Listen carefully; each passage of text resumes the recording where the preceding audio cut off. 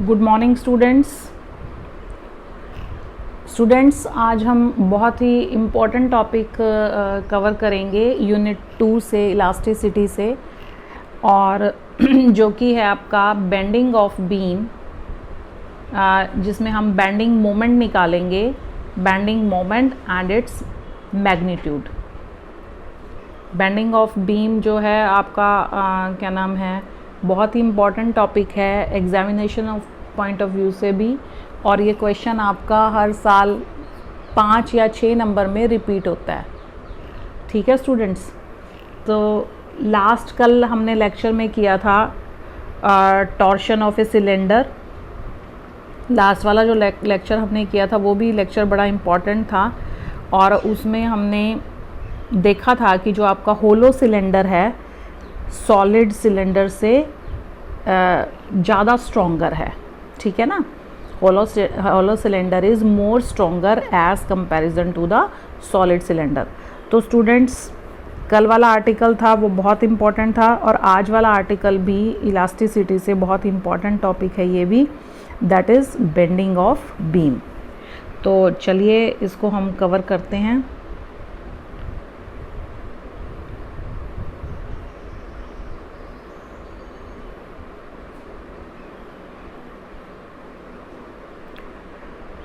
देखिए students, bending of beam जो है, सबसे पहले हमें पता होना चाहिए कि बीम क्या है।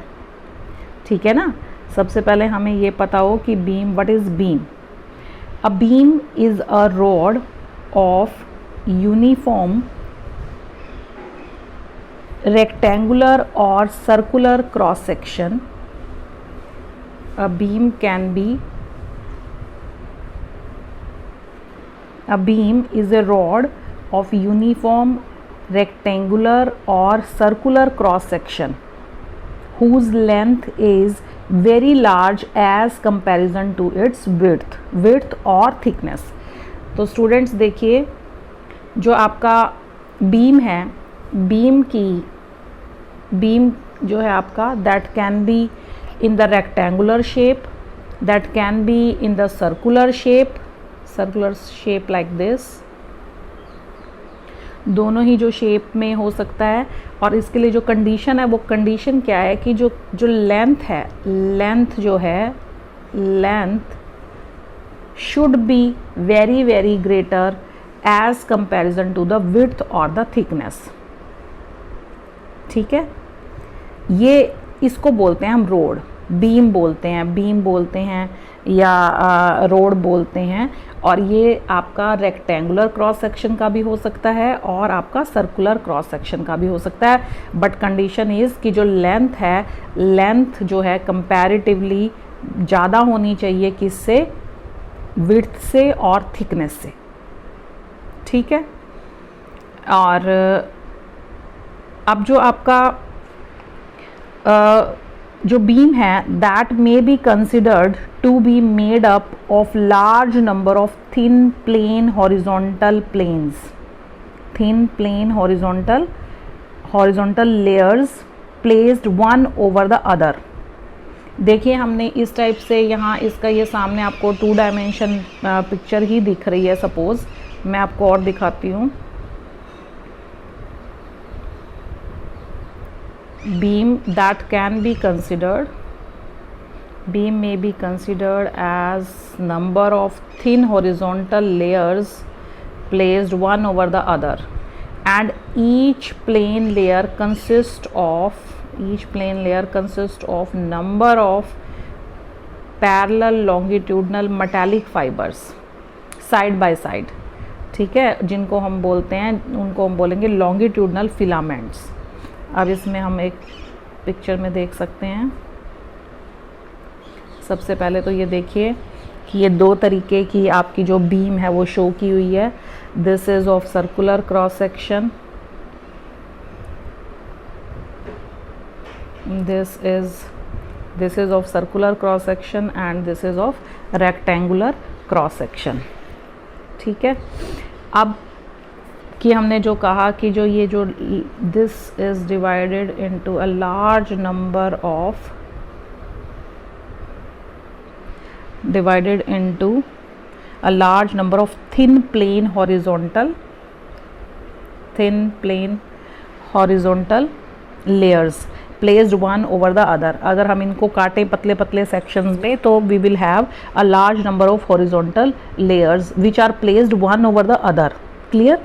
And further, each plane consists of a large number of longitudinal metallic fibers side by side. कैसे बने होंगे? इस तरीके से होगा आपका, ये देखिए, दिस विल बी, ये हमारे पास लेयर्स हैं, एक तरीके से उसको थिन सेक्शंस में काटा गया है और उसके बाद थिन सेक्शंस में काटने के बाद ये आपका सिर्फ एक सिंगल सेक्शन शो किया गया है जिसके अंदर जो आपके लॉन्गिट्यूडनल फाइबर्स जो हैं, जिनको हम मेटालिक फाइबर्स भी बोलते हैं, they are placed side by side, they are placed side by side, these are called longitudinal filaments. इनको हम क्या बोलते हैं? ये जो इस तरीके से अरेंज हो रखे हैं इनको हम बोलते हैं लॉन्गिट्यूडनल फिलामेंट्स. Clear students? अब हमने इसका बेंडिंग मोमेंट निकालना है, बीम का हमने क्या निकालना है? बेंडिंग मोमेंट निकालना है. तो उसके लिए हम क्या करेंगे? Straight beam is bent in the form of a circular arc. ये देखिए, हम क्या करेंगे, हमारे पास एक बीम होगी, हम उस बीम को बीम के ऊपर फोर्स अप्लाई करेंगे in a particular direction so that कि वो आर्क की फॉर्म ले ले by applying the deforming forces at the ends. ये जो है आपका, ये जो बीम है, दोनों डायरेक्शंस में इस तरफ आप डीफॉर्मिंग फोर्स लगाएंगे सो दैट ये जो आपकी बीम है, बीम आपकी क्या है, आर्क शेप आपकी अक्वायर कर ले. ठीक है. A straight beam is bent in the form of a circular arc by applying the deforming forces at the ends. Due to the elasticity property of the material of the beam, the restoring forces come into play automatically and constitute a restoring couple. क्या होगा? क्योंकि जो आपका material है that is having the elasticity property, that's why जो आपकी restoring उसकी वजह से जो आपकी रिस्टोरिंग फोर्सेस हैं they will come into the action. ठीक है ना?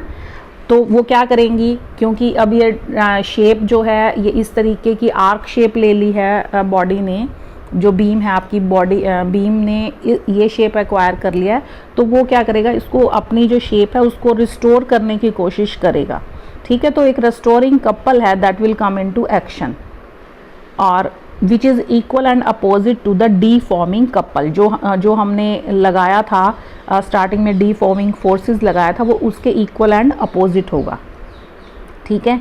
The moment of this restoring couple is called bending moment. जो इंटरनल जो आपका लग रहा है, the moment of this restoring internal couple is called bending moment. Due to the bending of the longitudinal filaments lying on the outer sides are elongated. अब देखिए students, आप ये देख सकते हैं कि ये जो आर्क शेप इसने एक्वायर कर लिया, तो ये जो आउटर साइड है, आउटर साइड पे जो जितने भी आपके फिलामेंट्स थे वो क्या हो गए हैं, इलोंगेट हो गए हैं. ठीक है. ये सारे, ये जो आप देख पा रहे हैं, ये वाले जो पहले सारे सेम लेंथ के थे, ये जो पोर्शन है आपका अपर पोर्शन, ये जो है सारा, ये क्या हो गया है, इसके जितने भी फिलामेंट्स थे, longitudinal filaments, they gets elongated. और इसके कंट्रास्ट में जो आपके ये वाले फिलामेंट हैं, नीचे वाली साइड से जो फिलामेंट हैं, वो आपके क्या हो गए हैं, कंप्रेस हो गए हैं.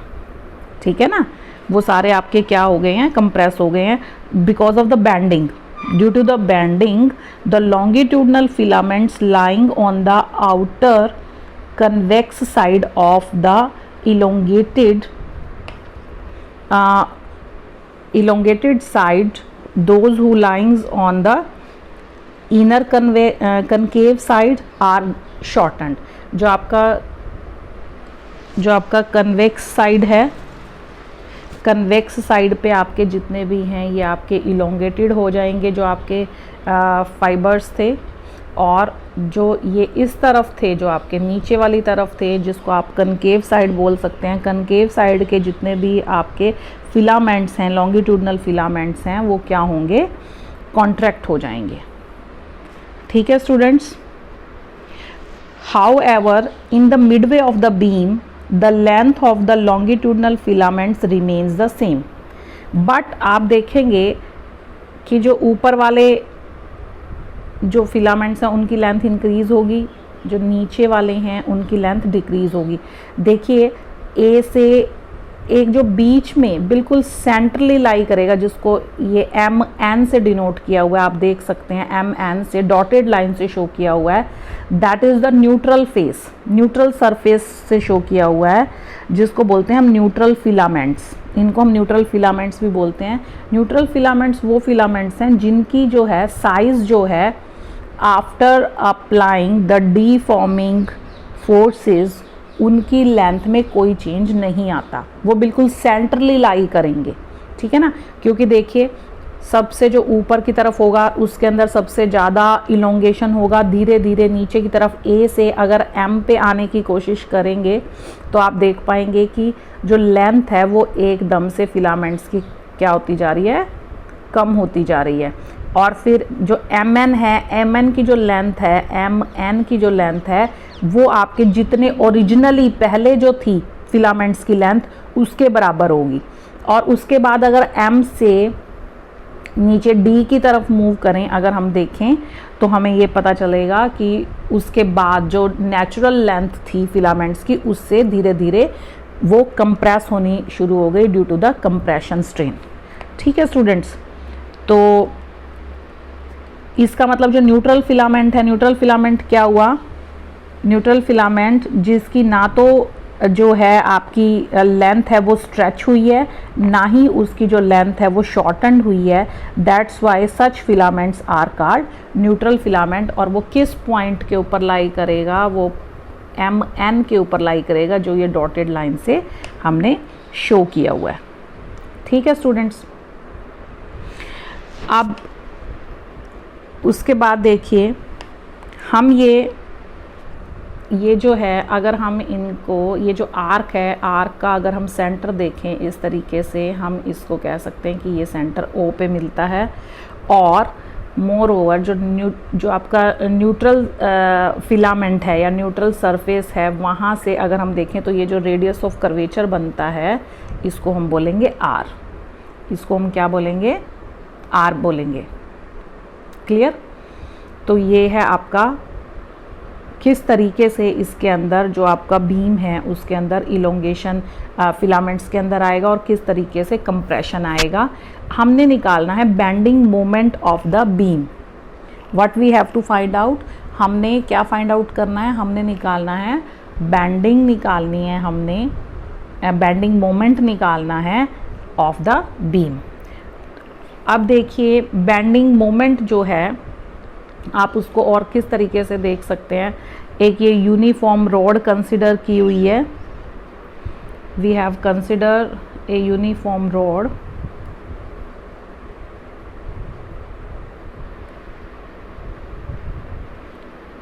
यूनिफॉर्म हमने एक रॉड कंसिडर की हुई है। यहाँ पे लेंथ एल है इसका कंप्लीटली, ये लेंथ एल है और इस लेंथ के साथ हमने एक वेट सस्पेंड किया, that is W, that is W. और ये जो रॉड थी आपकी, ये जो बीम थी आपकी, ये क्या है, वन एंड से इसको कपल वो किया गया, क्लैम्प्ड किया गया है, या क्लैम्प्ड किया गया है, या आप बोल सकते हैं कि फिक्स किया गया है। ठीक है ना, at the one and is open and the another and is clamped या फिर फिक्स कह सकते हैं आप। ठीक है, आप इसको एक्स एक्सिस डायरेक्शन बोल दीजिए।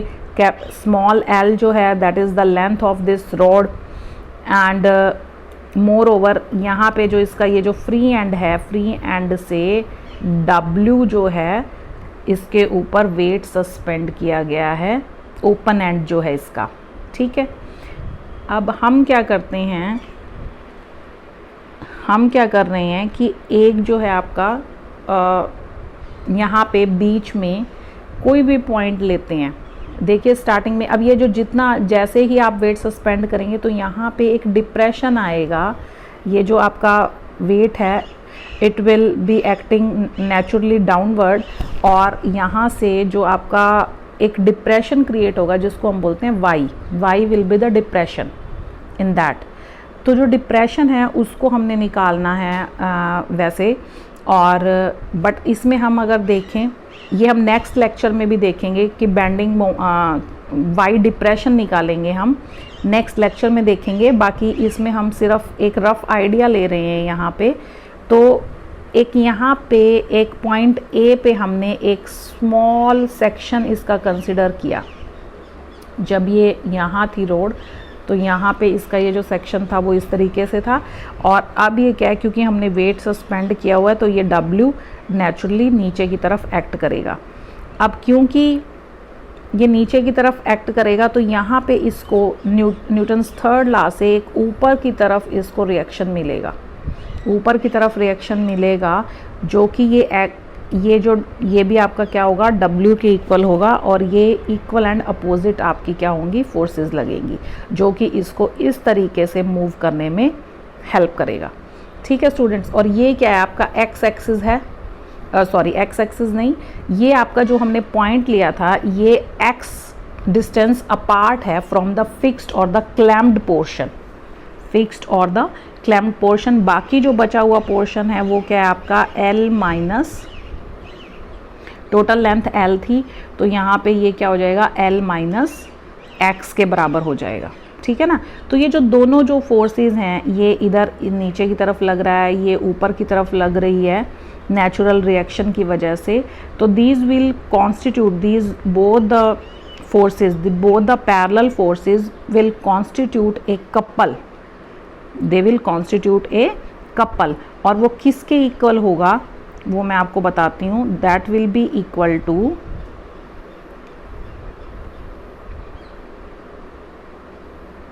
that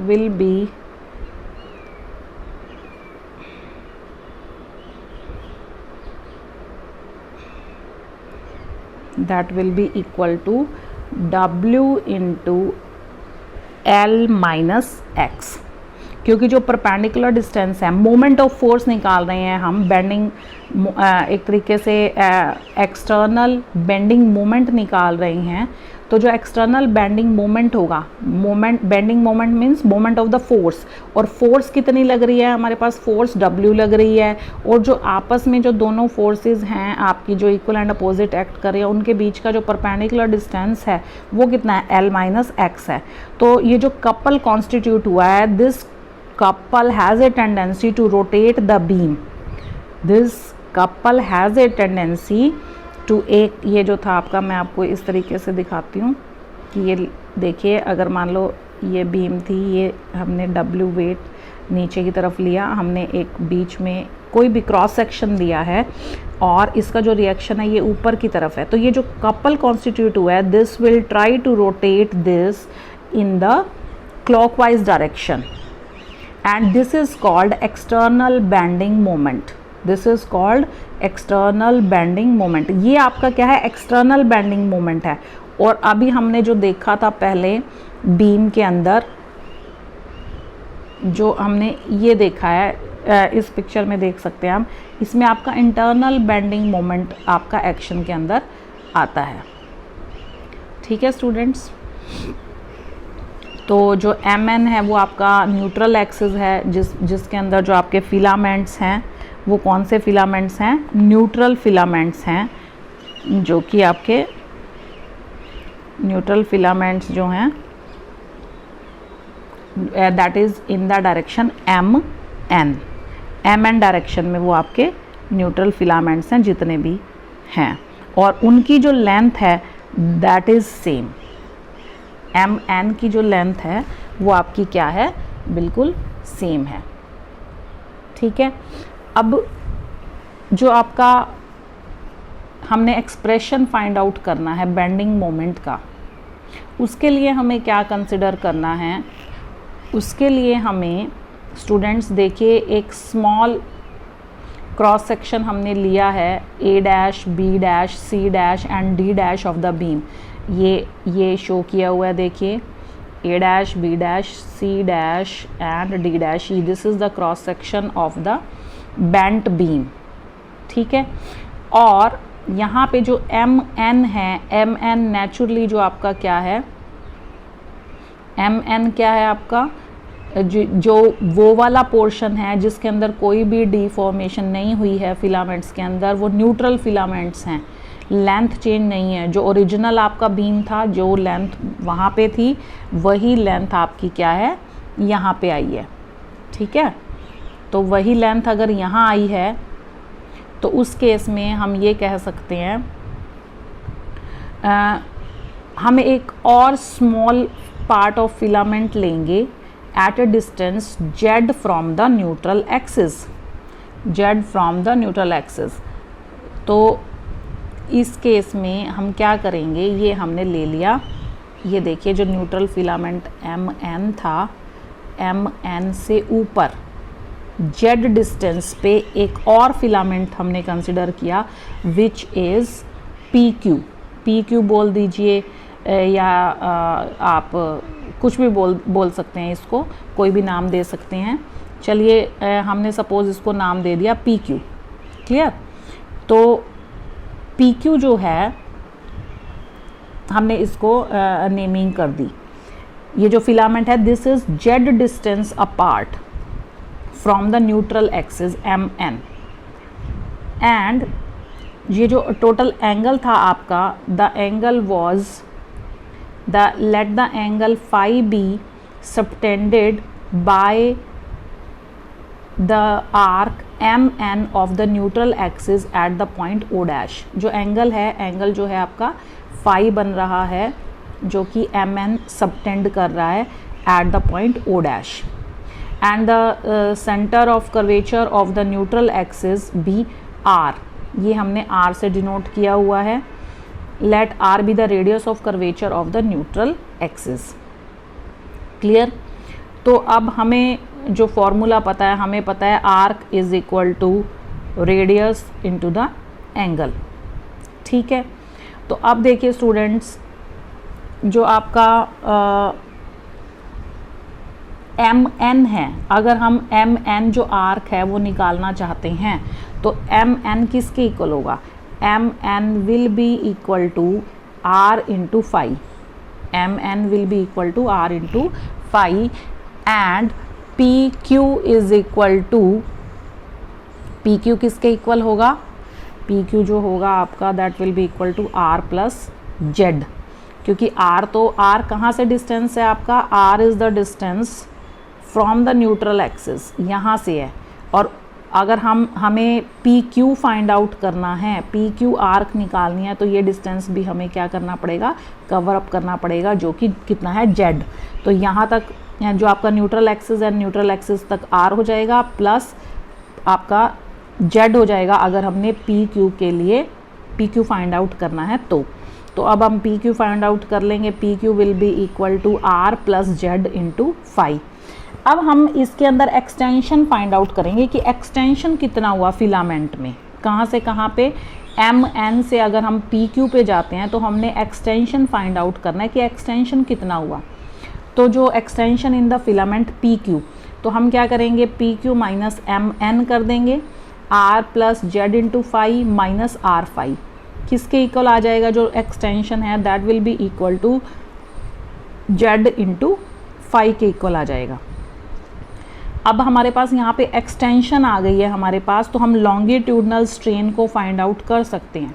लॉन्गिट्यूडनल जो आपका स्ट्रेन है, लॉन्गिट्यूडनल स्ट्रेन किसके इक्वल होता है, लॉन्गिट्यूडनल स्ट्रेन जो है हमें पता है increase in length upon the original length, increase in length upon original length. और इंक्रीज इन लेंथ कितनी है, Z इंटू फाई, और ओरिजिनल लेंथ कितनी थी, ओरिजिनल लेंथ हमारी पहले कितनी थी, R इंटू फाई के बराबर थी। वो जो नेचुरली जो पहले जितने भी फिलामेंट्स थे वो सभी R इंटू फाई के बराबर थे।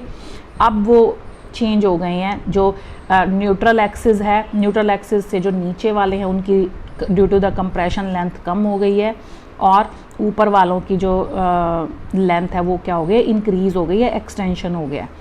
तो जो आपका इंक्रीज़ आएगा, सॉरी लॉन्गिट्यूडनल स्ट्रेन आएगा, that will be equal to z upon r. Phi से फाई आपका कैंसिल हो जाएगा।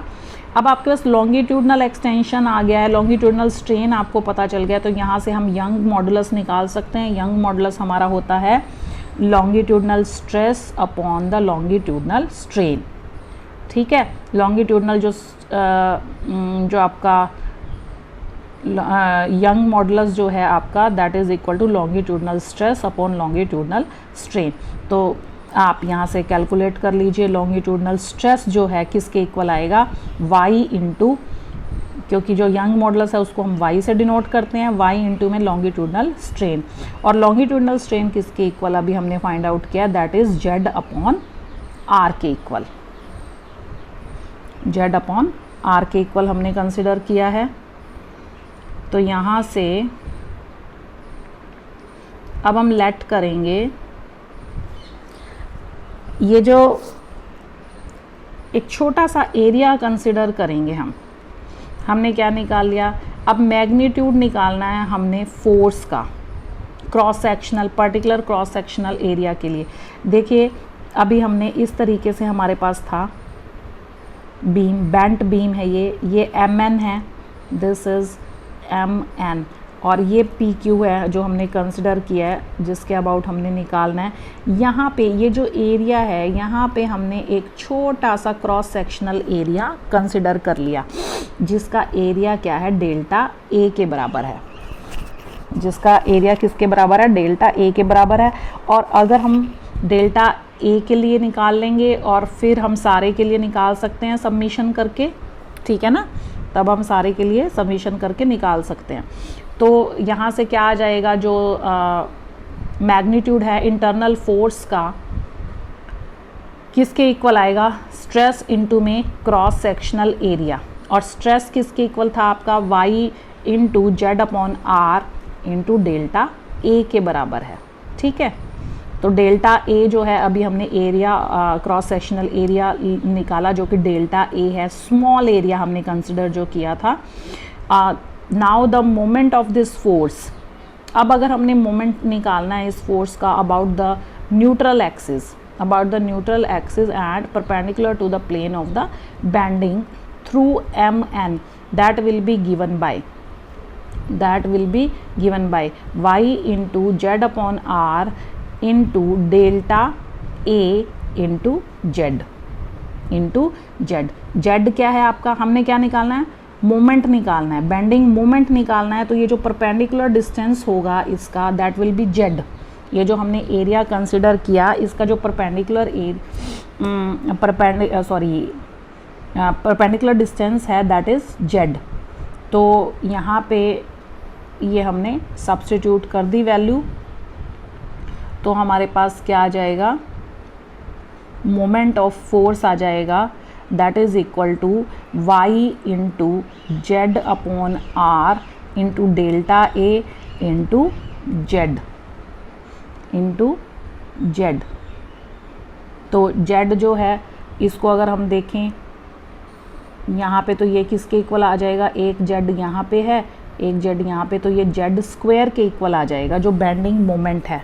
ठीक है, अब जो sum of the moments of all the forces of extension and contraction acting over the whole cross section of the beam.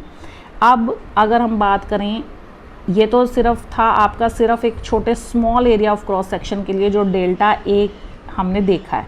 ठीक है, ये उसके लिए बेंडिंग मोमेंट आया है। अगर हमने सारे के लिए निकालना है, sum of the moments of all the forces of extension and the cross and the contraction which are over the whole cross section of the beam, then the internal bending moment is given by, तो उसका क्या करेंगे हम, summation ले लेंगे, summation y delta A upon r into Z square. तो जो आपका y ओवर आर है, that is the constant, young modulus भी आपका कांस्टेंट है, आर भी आपका कांस्टेंट है, तो समीशन डेल्टा ए इंटू जेड स्क्वायर।